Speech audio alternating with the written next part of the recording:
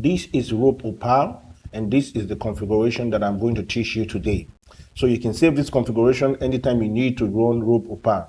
All right, so let's get started, and I'll show you how the transition works perfectly and smoothly. All right, so come to the directory where your Rope Opal installation is, and we're going to create 3 new folders here.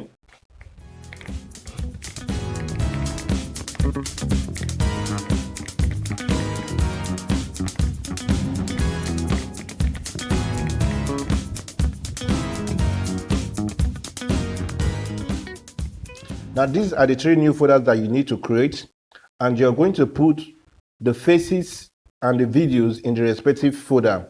You don't have to put anything in output folder. So let's do that now. And this is a recording of myself that we want to use for this test run. I put the video in the video folder, and I'm going to put the faces in the faces folder now.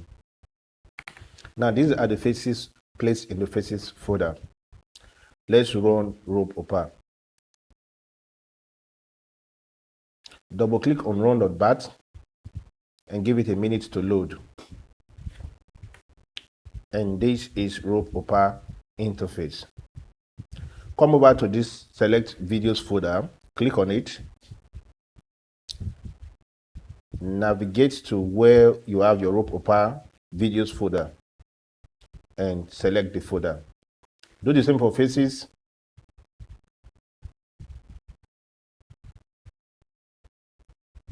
And for output.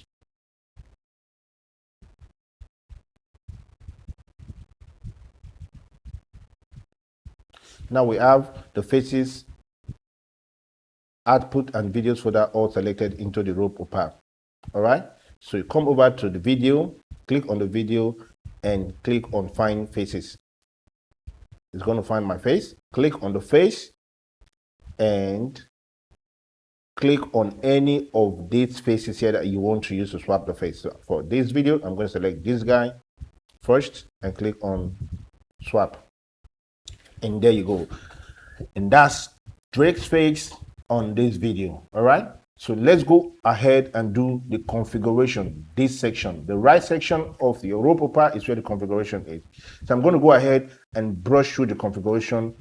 Take a screenshot of it so that you can use the same configuration over and over again when you want to get the best output from Rope Opal. All right. So I'm not going to go ahead and explain everything on this section, but you can take a screenshot of it when I'm done.